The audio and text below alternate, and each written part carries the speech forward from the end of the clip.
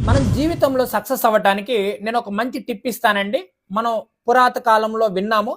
మనస, వాచ, కర్మణ. మనం ఏ పని చేసినా కానీ అద్భుతంగా సక్సెస్ అవ్వగలం ముందు.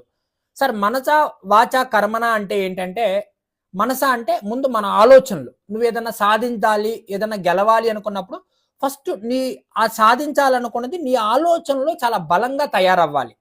వాచ అంటే నువ్వు మాట్లాడేదంతా కూడా నీ సక్సెస్ గురించే మాట్లాడుకోవాలి. ఏదైతే నువ్వు గోల్ అచీవ్ అవ్వాలనుకుంటున్నావో దాని గురించే నీ పాజిటివ్ వైబ్రేషన్స్ అన్నీ ఉండాలి.